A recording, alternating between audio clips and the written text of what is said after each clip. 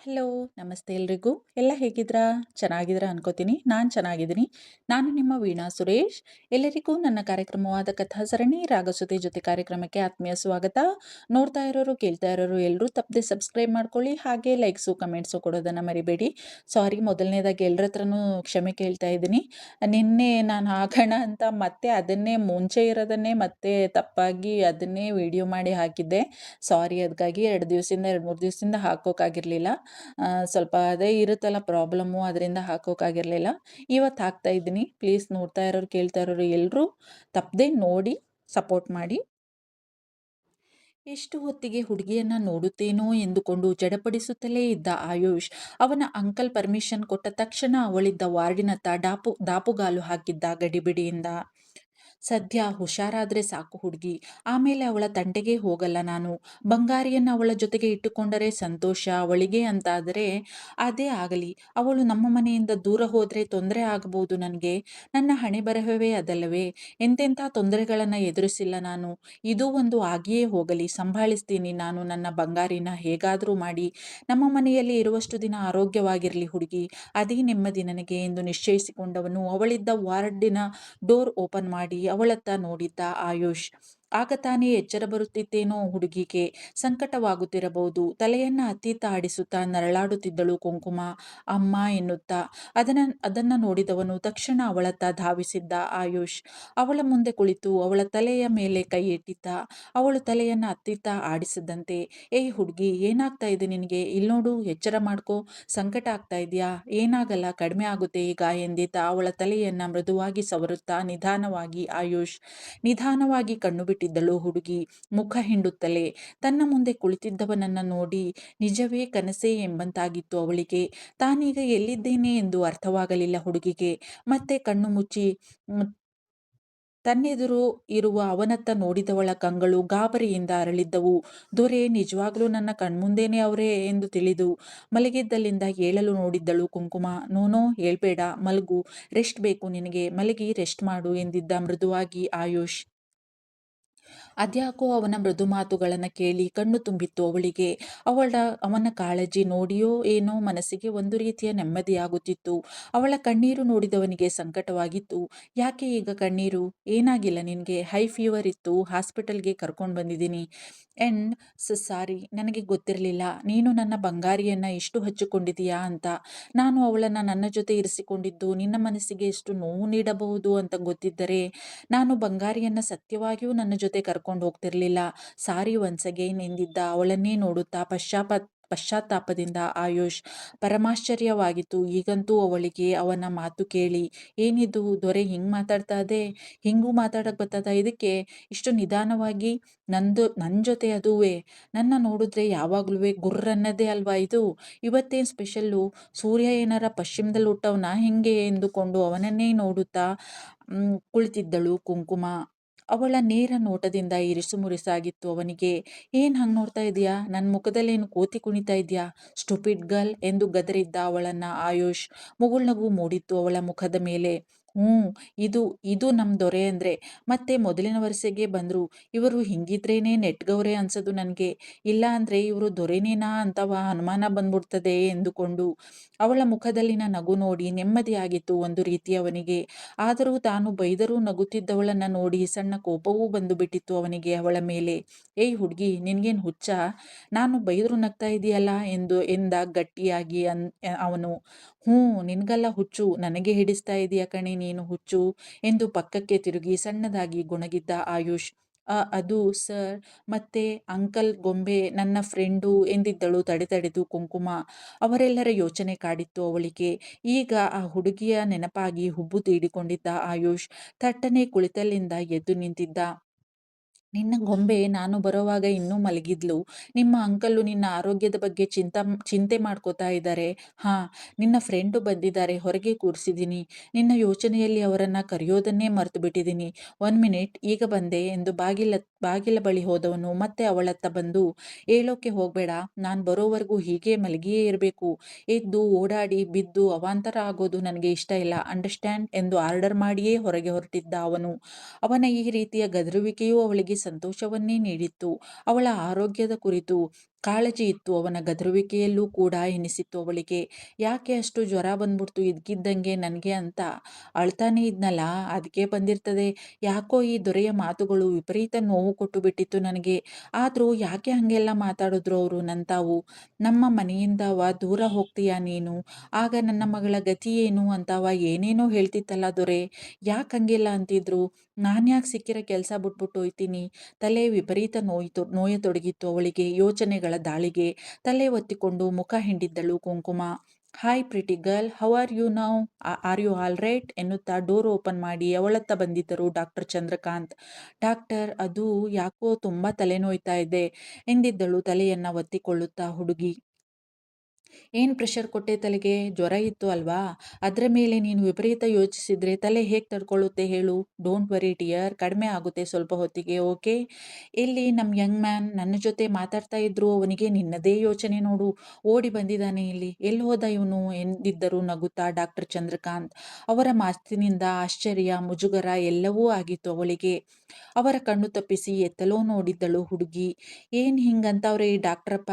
ದೊರೆ ಅದು ನನ್ ಚಿಂತೆ ಮಾಡ್ತಾ ಇದ್ರಾ ಎಂದುಕೊಂಡವಳಿಗೆ ಕೆಲ ಕ್ಷಣಗಳ ಹಿಂದೆ ಅವನು ಗದರಿ ಗದರುತ್ತಲೇ ತನ್ನ ಬಗ್ಗೆ ತೋರಿದ ಕಾಳಜಿಯ ನೆನಪಾಗಿತ್ತು. ಇದ್ರೂ ಇರ್ಬೋದೇನೋ, ಅವರು ಹಂಗೆ ಅಲ್ವಾ, ಈಗಿದ್ದಂಗೆ ಇನ್ನೊಂದು ಸ್ವಲ್ಪ ಹೊತ್ತಿಗೆ ಇರಾಕಿಲ್ಲ. ಕ್ಷಣ ಚಿತ್ತ ಕ್ಷಣ ಪಿತ್ತ ಅಂತಾರಲ್ಲ, ಹಂಗೆಯ ಆ ಮನುಷ್ಯ. ಯಾವಾಗ ಹೆಂಗಿರ್ತದೋ ನಮ್ಮಂತ ಹುಲು ಮಾನವರಿಗೆ ಅರ್ಥ ಆಗಕ್ಕಿಲ್ಲ ಅನ್ಕ ಎಂದುಕೊಂಡಳು ಕುಂಕುಮ. ದೆನ್ ಹೋಮ್ ನರ್ಸಾ ನೀನು? ನಮ್ಮ ಪ್ರೊಫೆಷನ್ನೇ ಅದಕ್ಕೆ ನೋಡು, ನನಗೆ ನಿನ್ನ ನೋಡಿದ ತಕ್ಷಣ ಆತ್ಮೀಯ ಭಾವ ಬಂದಿದ್ದು. ಹೌದು, ನಮ್ಮ ಆಯು ಮನೆಗೆ ನೀನು ಬಂದು 2 ದಿನ ಆಗಿದ್ಯಂತೆ. ಆದರೂ ಅವನ ಮಗಳಿಗೆ, ಅವನ ಡ್ಯಾಡಿಗೆ ನೀನು ತುಂಬಾನೇ ಅಡ್ಜಸ್ಟ್ ಆಗಿದೆಯಂತೆ ನಮ್ಮ ಹುಡುಗ ಹೇಳ್ತಿದ್ದ. Anyways, I am very happy for my friend Raghu and my boy Ayu ಕಣಮ್ಮ. ಪಾಪ, ಅವರಿಬ್ಬರು ಜೀವನದಲ್ಲಿ ತುಂಬಾ ನೋವು ತಿಂದಿದ್ದಾರೆ. ತಮ್ಮವರು ಎನ್ನುವರನ್ನ, ಆತ್ಮೀಯರನ್ನೆಲ್ಲ ಕಳೆದುಕೊಂಡಿದ್ದಾರೆ. ಅಷ್ಟೇ ಅಲ್ಲದೆ ತಮ್ಮ ಆರೋಗ್ಯವನ್ನ ಕೂಡ ಕಳೆದುಕೊಂಡಿದ್ದಾರೆ. ರಘು ಹೇಗಿದ್ದವನು ಇಂದು ವೀಲ್ ಚೇರ್ ಮೇಲೆಯೇ ಜೀವನ ಸವಿಸುವ ಪರಿಸ್ಥಿತಿಯಲ್ಲಿ ಇದ್ದಾನೆ. ನೋಡಿದರೆ ಹೊಟ್ಟೆಯೆಲ್ಲ ಸಂಕಟವಾಗುತ್ತೆ ನನಗೆ ಕಣಮ್ಮ. ಎಷ್ಟೇ ಟ್ರೀಟ್ಮೆಂಟ್ ತಗೊಂಡ್ರೂ ಸುಧಾರಣೆ ಇಲ್ಲ. ನೋಡಿಕೊಳ್ಳಲು ಬರುವವರು ನಮ್ಮವರಾಗ್ತಾರ ಹೇಳು? ಆದರೆ ನಿನ್ನನ್ನು ಹಚ್ಚಿಕೊಂಡಿದ್ದಾನಲ್ಲ ಅವನು, ಅದೇ ನೆಮ್ಮದಿ ನನಗೆ. ನಿನ್ನ ನೋಡಿದರೆ ಗೊತ್ತಾಗುತ್ತೆ. Sweet girl you are. ಚೆನ್ನಾಗಿ ನೋಡ್ಕೋ ಅವನನ್ನ. ಏನನ್ಸುತ್ತೆ ನಿನಗೆ ಅವನ ಕೈಕಾಲು ನೋಡಿದ್ರೆ? ಏನಾದರೂ ಹೋಪ್ಸ್ ಇಟ್ಕೋಬೋದಾ? ಸಾರಿ, ನಿನಗೆ ಮೈ ಹುಷಾರಿಲ್ಲ, ಈಗ ಕೇಳ್ತಾ ಇದ್ದೀನಿ ಎಂದಿದ್ದರು ಡಾಕ್ಟರ್ ಚಂದ್ರಕಾಂತ್. ನೋನು, ಹಾಗೇನೂ ಇಲ್ಲ ಸರ್. ನನಗೆ ಅನ್ನಿಸೋ ಪ್ರಕಾರ ನಿಯಮಿತವಾಗಿ ತಪ್ಪದೇ ವ್ಯಾಯಾಮ ಮಾಡೋದ್ರಿಂದ ಅಂಕಲ್ ಕ್ರಮೇಣ ಖಂಡಿತ ಗುಣವಾಗ್ತಾರೆ. ನಡೆದಾಡಿ ತಮ್ಮ ಕೆಲಸ ತಾವು ನೋಡ್ಕೊಳ್ಳುವಷ್ಟವಂತೂ ಆಗೇ ಆಗ್ತಾರೆ. ಹಾಗೆ ಗೊಂಬೆ, ಅದೇ ಸರ್, ಮಿಸ್ಟರ್ ಆಚಾರ್ಯ ಅವರ ಮಗಳು, ಅವರ ಮೊಮ್ಮಗಳು. ಅವಳಿಗೆ ಯಾವುದೋ ಶಾಕಿಂದ ಮಾತು ಸರಿಯಾಗಿ ಆಡೋಕೆ ಬರಲ್ಲ ಅನ್ಸುತ್ತೆ. ಅವಳ ಜೊತೆಗೆ ಯಾರಾದರೂ ಮಾತಾಡುತ್ತಾ ಅವಳನ್ನು ಮಾತನಾಡಿಸಲು ಪ್ರೇರೇಪಿಸ್ತಾ ಇದ್ರೆ ಅವಳೂ ಮಾತಾಡ್ತಾಳೆ ಸರ್. ನನ್ನ ಜೊತೆಗೆ ಮಾತಾಡೋಕೆ ಪ್ರಯತ್ನ ಮಾಡುತ್ತೆ ಮಗು. ಎಷ್ಟು ಮುದ್ದು ಗೊಂಬೆ ಅದು. ಮಾತಾಡಲ್ಲ ಅಂದ್ರೆ ನನಗಂತೂ ನಂಬೋಕೆ ಆಗಿರಲಿಲ್ಲ ಸರ್ ಮೊದಲು ಎಂದಿದ್ದಳು ಆ ಸ್ಥಿತಿಯಲ್ಲೂ ಕೂಡ ಹುಡುಗಿ. ಅವಳ ಮಾತುಗಳನ್ನು ಕೇಳಿ ಮುಗುಳ್ನಗು ಮೂಡಿತ್ತು ಅವರ ಮುಖದ ಮೇಲೆ. ನನಗೂ ಹಾಗೆ ಅನ್ನಿಸುತ್ತೆ ಕಣಮ್ಮ. ರಘುಗೆ ರೆಗ್ಯುಲರ್ ಆಗಿ ಯಾರೂ ಕೂಡ ಫಿಸಿಯೋಥೆರಪಿ ಮಾಡಿರಲಿಲ್ಲ. ಬಂದವರು 1 ದಿನ ಬಂದರೆ 4 ದಿನ ಬರ್ತಾ ಇರಲಿಲ್ಲ. ಇನ್ಯಾರು ಮಾಡಿಸ್ತಾರೆ ಹೇಳು? ಅದಕ್ಕೆ ಅವನ ಆರೋಗ್ಯದಲ್ಲಿ ಇಂಪ್ರೂವ್ಮೆಂಟ್ ಕಾಣಿಸ್ತಾ ಇಲ್ಲ. ಹಾಗೆ ನಮ್ಮ ಬಂಗಾರಿಗೆ ನೀನು ಹೇಳಿದ ಹಾಗೆಯೇ ಆಗಿದ್ದು ಕಣಮ್ಮ. ಅವಳ ಅಪ್ಪ ಅಮ್ಮನ ಸಾವನ್ನ ಆ ಪುಟ್ಟ ವಯಸ್ಸಿನಲ್ಲಿ ತನ್ನ ಕಣ್ಮುಂದೆಯೇ ಕಂಡು ಶಾಕ್ ಆಗಿದೆ ಮಗು. ಅದಕ್ಕೂ ಮುಂಚೆ ಒಂದೊಂದು ಮಾತನ್ನಾಡ್ತಾ ಇತ್ತು. ಆದರೆ ನಂತರ ಸಂಪೂರ್ಣ ನಿಂತೇ ಹೋಯ್ತು. ಈಗ ನೀನು ಬಂದಿದ್ದೀಯಲ್ಲ, ಎಲ್ಲರನ್ನ ಸರಿ ಮಾಡ್ತೀಯಾ ಅಂತ ನನ್ನ ಸಿಕ್ಸ್ ಸೆನ್ಸ್ ಹೇಳ್ತಿದೆ ನನಗೆ ಕಣೋ ಎಂದು ನಕ್ಕಿದ್ದರು ಡಾಕ್ಟರ್ ಚಂದ್ರಕಾಂತ್. ನಮ್ಮ ಹುಡುಗನಿಗೆ ನಿನ್ನ ಬಗ್ಗೆ ಭಾರಿ ಭರವಸೆ ಇದೆ ನೋಡು. ಅಂದಂಗೆ ಅವನ ಕೈ ಬಗ್ಗೆ ಹೇಳಲೇ ಇಲ್ಲ ನೀನು. ಅವನಿಗೂ ಥೆರಪಿ ಮಾಡಿಸ್ತಾ ಇದೀಯಾ ತಾನೇ? ವಾಸಿ ಆಗ್ಬೋದಾ ಎಂದಿದ್ದರು ಕುತೂಹಲದಿಂದ ಡಾಕ್ಟರ್ ಚಂದ್ರಕಾಂತ್. ಏನು ಹೇಳಬೇಕೆಂದು ತಿಳಿಯಲಿಲ್ಲ ಹುಡುಗಿಗೆ. "ಆ, ಅದು ಅದು ಸರ್" ಎಂದು ಏನೋ ಹೇಳುವವಳು ಮಂದಾರಳ ಧ್ವನಿ ಕೇಳಿ ಸುಮ್ಮನಾದಳು ಕುಂಕುಮ. ಏನಾಯ್ತೆ ನಿನಗೆ ಕುಂಕುಮ್? ಎಷ್ಟು ಗಾಬರಿಯಾಗಿತ್ತು ಗೊತ್ತಾ ನನಗೆ. ಹೆದರಿಸಿಬಿಟ್ಟಿದ್ದೆ ಕಣೆ ನೀನು. ಸದ್ಯ ಆಯುಷ್ ಸರ್ ಸಮಯಕ್ಕೆ ಸರಿಯಾಗಿ ಇಲ್ಲಿ ಕರ್ಕೊಂಡು ಬಂದ್ರು ಎನ್ನುತ್ತಲೇ ಅವಳತ್ತ ಧಾವಿಸಿ ಬಂದು ಅವಳ ಹತ್ತಿರ ಕುಳಿತಿದ್ದಳು ಮಂದಾರ. ಆಮೇಲೆ ಅಲ್ಲಿಯೇ ಇದ್ದ ಡಾಕ್ಟರ್ ಚಂದ್ರಕಾಂತ್ ಅವರನ್ನ ಗಮನಿಸಿದ್ದಳು ಅವಳು. ಸಾರಿ ಸರ್, ಅದು ಎಂದು ತೊದಲಿದ್ದಳು ಮಂದಾರ ಸಂಕೋಚದಿಂದ. ಇಟ್ಸ್ ಓಕೆ ಕಣಮ್ಮ, ನನಗೆ ಅರ್ಥ ಆಗುತ್ತೆ. ಫ್ರೆಂಡ್ಸಾ? ಎಲ್ಲಿ ನಮ್ಮ ಹುಡುಗ? You both carry on. ನಾನು ಆಮೇಲೆ ಬರ್ತೀನಿ ಎಂದು ಹೊರ ನಡೆದಿದ್ದರು ಡಾಕ್ಟರ್ ಚಂದ್ರಕಾಂತ್. ಹೇಳುವರು, ಹಾಂ ಹಾಸ್ಪಿಟಲಲ್ಲಿದ್ದೀನಿ. ನಿನ್ನ ಮಿಸ್ ಕುಂಕುಮಗೆ ಹುಷಾರಿರಲಿಲ್ಲ, ಹೈ ಫೀವರ್ ಇತ್ತು. ನಮ್ಮ ಚಂದ್ರು ಅಂಕಲ್ ಹತ್ರ ಕರ್ಕೊಂಡು ಬಂದಿದ್ದೀನಿ. No no, no on no problem ಅಂದಿದ್ದಾರೆ.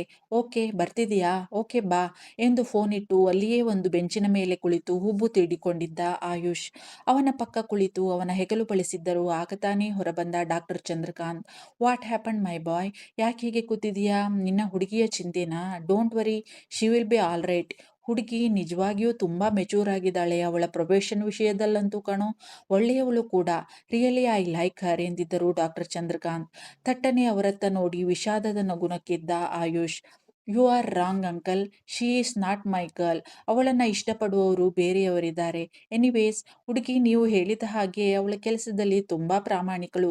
ಎಷ್ಟು ದಿನ ನಮ್ಮ ಮನೆಯಲ್ಲಿ ಇರ್ತಾಳೋ ಐ ಡೋಂಟ್ ನೋ, ಬಟ್ ಇದ್ದರೆ ಡ್ಯಾಡ್ ಹಾಗೆ ನಮ್ಮ ಬಂಗಾರಿ ಇಬ್ಬರ ಆರೋಗ್ಯ ಕೂಡ ಸುಧಾರಿಸಬಹುದು ಅನ್ನೋ ಸಣ್ಣ ಆಸೆ ನೋಡಿ ಎಂದಿದ್ದ ಆಯುಷ್. ಅವನ ಮಾತು ಕೇಳಿ ಅವನನ್ನೇ ಸೂಕ್ಷ್ಮವಾಗಿ ನೋಡಿದ್ದರು ಡಾಕ್ಟರ್ ಚಂದ್ರಕಾಂತ್. ಅವನು ಸಾಮಾನ್ಯವಾಗಿ ಇರಲು ಮಾತನಾಡಲು ಪ್ರಯತ್ನಿಸುತ್ತಿದ್ದರೂ ಅವನ ಧ್ವನಿಯಲ್ಲಿ ಇದ್ದ ನಿರಾಸೆಯನ್ನ ಅವರು ಗುರುತಿಸಿದ್ದರು. ಆದರೆ ಏನನ್ನೂ ಕೆದಕಿ ಕೇಳಲು ಹೋಗಲಿಲ್ಲ ಅವರು. ಸಮಯ ಸಂದರ್ಭ ಬಂದಾಗ ಅವನಿಗೆ ಎಲ್ಲವೂ ಅರ್ಥವಾಗುತ್ತೆ. ಆ ದೇವರು ಖಂಡಿತ ಮತ್ತೆ ಅನ್ಯಾಯ ಮಾಡಲಾರ ಇವನಿಗೆ, ಆ ಮನೆಗೆ ಎಂದುಕೊಂಡರು ಮನದಲ್ಲಿಯೇ. ಯಾರನ್ನ ಯಾರು ಇಷ್ಟಪಟ್ಟರೂ ಯಾರ ಹಣೆಯಲ್ಲಿ ಏನು ಬರೆದಿದೆಯೋ ಅದೇ ಆಗೋದು ಮೈ ಬಾಯ್. ಎನಿವೇಸ್, ಹೋಗು ಒಳಗೆ, ಹುಡುಗಿಗೆ ಎಚ್ಚರ ಬಂದಿದೆ ನೋಡಿದೆಯಲ್ಲ ನೀನು ಎಂದಿದ್ದರು ಡಾಕ್ಟರ್ ಚಂದ್ರಕಾಂತ್. ವರು ಬರ್ತೀನಿ ಅಂದಿದ್ದಾನೆ ಅಂಕಲ್, ಬರಲಿ ಆಮೇಲೆ ಹೋಗ್ತೀನಿ ಎಂದು ಅವನು ಬಾಯಿ ಮುಚ್ಚುವುದರೊಳಗೆ ವರ್ಧನ್ ಅಲ್ಲಿದ್ದ. ನನ್ನ ಯೋಚನೆ ತಪ್ಪಾಗಿರಲು ಸಾಧ್ಯವೇ ಇಲ್ಲ. ನಾನು ಕೂಡ ಇವನ ವಯಸ್ಸನ್ನ ದಾಟಿಯೇ ಬಂದಿದ್ದೀನಿ. ನನ್ನ ಅನುಭವ ನನಗೆ ಎಲ್ಲವನ್ನ ಅರ್ಥ ಮಾಡಿಸುತ್ತೆ. ಈ ಹುಡುಗನ ಮನಸ್ಸಿನಲ್ಲಿ ಆ ಹುಡುಗಿಯ ಬಗ್ಗೆ ಏನೋ ವಿಶೇಷ ಭಾವನೆಯಂತೂ ಖಂಡಿತ ಇದೆ. ಆದರೆ ಅದೇನು ಅಂತ ಇವನಿಗೆ ಇನ್ನೂ ಅರ್ಥವಾಗಿಲ್ಲ. ಅಥವಾ ಅರ್ಥ ಮಾಡಿಕೊಳ್ಳಲು ಇವನು ಪ್ರಯತ್ನಿಸುತ್ತಿಲ್ಲ. ಅಥವಾ ಅರ್ಥವಾದರೂ ಇವನಿಗೆ ಒಪ್ಪಿಕೊಳ್ಳಲು ಆಗುತ್ತಿಲ್ಲ. ಏನಾದರೂ ಆಗಲಿ, ನಾನು ಒಂದು ಸಲ ರಘು ಹತ್ತಿರ ಮಾತಾಡಬೇಕು. ಇವನು ಇನ್ನೇನಾದರೂ ಅವಾಂತರ ಮಾಡಿಕೊಳ್ಳುವ ಮೊದಲು. ಸಮಯ ಸಂದರ್ಭ ಇವನಿಗೆ ಎಲ್ಲವನ್ನೂ ಅರ್ಥ ಮಾಡಿಸಬಹುದು. ಆದರೆ ಆಗಲೇ ಸಮಯ ಮೀರಿ ಹೋಗಿದ್ದರೆ ಕಷ್ಟ. ಇವನ ಜೀವನ ಹೀಗೇ ಕಳೆದು ಹೋಗಿಬಿಡಬಹುದು. ನೋನೋ, ಹಾಗಾಗಕೂಡದು, ಹಾಗಾಗಲು ಬಿಡಬಾರದು. ಸಮಯ ಮೀರುವ ಮೊದಲು ನಾನು ಒಮ್ಮೆ ರಘುವನ್ನ ಭೇಟಿಯಾಗಿ ಮಾತನಾಡಬೇಕು. ಎಸ್ ಎಂದುಕೊಂಡರು ಡಾಕ್ಟರ್ ಚಂದ್ರಕಾಂತ್ ಅವನ ಭುಜದ ಸುತ್ತ ಕೈ ಬಳಸಿಯೇ. ಹೌದಾ, ನಿನ್ ಜೊತೆ ಇರ್ತಾನಲ್ಲ ಹುಡುಗ, ಅದೇ ವರ್ಧನ್ ತಾನೇ? ಅವನು ಬರ್ತಾನಾ ಹುಡುಗಿಯನ್ನ ನೋಡೋಕೆ? ಅವನಿಗೂ ಪರಿಚಯ ಇದೆಯಾ ಹುಡುಗಿದು ಎಂದಿದ್ದರು ಅವನ ಮಾತು ಕೇಳಿ ಡಾಕ್ಟರ್ ಚಂದ್ರಕಾಂತ್. ವಿಷಾದದ ನಗು ಮೂಡಿತ್ತು ಅವರ ಮುಖದ ಮೇಲೆ, ಆಯುಷ್ನ ಮುಖದ ಮೇಲೆ. ಪರಿಚಯ? ಅವಳು ನಮ್ಮ ನಕ್ಷತ್ರದ ಎಂಪ್ಲಾಯ್ ಆಗಿ ಕೆಲಸ ಮಾಡಿದ್ಲು ಅಂಕಲ್. ಅವಳನ್ನ ಏನೋ ಹೇಳಲು ಹೊರಟಿದ್ದವನ ತಡೆದಿತ್ತು ಆಗ ತಾನೇ ಬಂದಿದ್ದ ವರ್ಧನ್ನ ಧ್ವನಿ. ಏನಾಯ್ತು ಇದಕ್ಕಿದ್ದಂಗೆ? ಅಯ್ಯೋ ಮಿಸ್ ಕುಂಕುಮ ಅವರಿಗೆ ನಿನ್ನೆ ಎಲ್ಲ ಚೆನ್ನಾಗೇ ಇದ್ರಲ್ಲ, ಚೆನ್ನಾಗೇ ಮಾತಾಡಿದ್ರು ಎನ್ನುತ್ತಲೇ ಇವರತ್ತ ಓಡಿದಂತೆ ಬಂದಿದ್ದ ವರ್ಧನ್ ಅಲ್ಲಿಯೇ ಕುಳಿತಿದ್ದ ಡಾಕ್ಟರ್ ಚಂದ್ರಕಾಂತ್ ಅವರನ್ನ ಕೂಡ ಗಮನಿಸಿರಲಿಲ್ಲ ಅವನು. ಅವನಿಗೆ ಇರುವ ಟೆನ್ಷನ್ಗೆ. ನಮಸ್ತೆ ಅಂಕಲ್, ಸಾರಿ ನೋಡ್ಲಿಲ್ಲ, ನನ್ನ ಗುರ್ತು ಸಿಕ್ತಾ ಎಂದಿದ್ದ ಅವರತ್ತ ನೋಡುತ್ತಾ ಮುಗುಳ್ನಗುತ್ತಾ ವರ್ಧನ್. ತನ್ನ ಆತುರಕ್ಕೆ ಮುಜುಗರ ಕೂಡ ಆಗಿತ್ತು ಅವನಿಗೆ. ಡಾಕ್ಟರ್ ಚಂದ್ರಕಾಂತ್ ಇಬ್ಬರನ್ನೂ ಗಮನಿಸುತ್ತಾ ಕುಳಿತಿದ್ದರು. ಅವನ ಮಾತುಗಳನ್ನ ಕೇಳಿ ಮುಗುಳ್ನಕ್ಕು, ಇಟ್ಸ್ ಓಕೆ ವರು, ಐ ಕ್ಯಾನ್ ಅಂಡರ್ಸ್ಟ್ಯಾಂಡ್. ನಿನ್ನ ಕೇಳಬೇಕು ಕಣಪ್ಪ ಈ ಮಾತನ್ನ. ನನ್ನ ಗುರ್ತು ಸಿಕ್ತಾ ನಿನ್ಗೆ? ನೀನೇ ಅಲ್ವಾ, ನಾನಿಲ್ಲೇ ಕೂತಿದ್ದೀನಿ ಆದ್ರೂ ನನ್ನ ಮಾತಾಡಿಸ್ಲೇ ಇಲ್ಲ ಎಂದು ನಕ್ಕು ಬಿಟ್ಟಿದ್ದರು ಡಾಕ್ಟರ್ ಚಂದ್ರಕಾಂತ್. ಜಸ್ಟ್ ಜೋಕಿಂಗ್ ಕಣಪ್ಪ, ಓಕೆ ಕ್ಯಾರಿ ಆನ್. ನನಗೂ ರೌಂಡ್ಸ್ಗೆ ಹೋಗ್ಬೇಕು, ಆಮೇಲೆ ಸಿಗೋಣ ಓಕೆ ಎಂದಿದ್ದರು ಆಯುಷ್ನ ಬೆನ್ನ ಮೇಲೆ ಕೈಯಾಡಿಸಿ ಡಾಕ್ಟರ್ ಚಂದ್ರಕಾಂತ್. ಅಂಕಲ್, ಅದು ಆ ಹುಡುಗಿನ ಮನೆಗೆ ಕರ್ಕೊಂಡು ಹೋಗ್ಬೋದಾ? ಈಸ್ ಶಿ ಓಕೆ ನೌ, ಅಥವಾ ಇವತ್ತು ಇಲ್ಲೇ ಇರ್ಬೇಕಾ ಎಂದಿದ್ದ ಆಯುಷ್ ಕೇಳಲೋ ಬೇಡವೋ ಎನ್ನುವಂತೆ ಸಂಕೋಚದಿಂದಲೇ. ಕ್ಯಾನ್ ಸಿ, ಈಗೇನೋ ಹುಡುಗಿ ಓಕೆ ಅನ್ಸುತ್ತೆ, ಸ್ವಲ್ಪ ಹೊತ್ತು ಅಬ್ಸರ್ವ್ ಮಾಡೋಣ, ಕಂಡೀಷನ್ ಬೆಟರ್ ಅನ್ಸುತ್ತೆ ಕರ್ಕೊಂಡು ಹೋಗ್ಬೋದು, ನೋ ಪ್ರಾಬ್ಲಮ್ ಎಂದು ಅಲ್ಲಿಂದ ಎದ್ದು ಹೊರನಡೆದಿದ್ದರು ಡಾಕ್ಟರ್ ಚಂದ್ರ.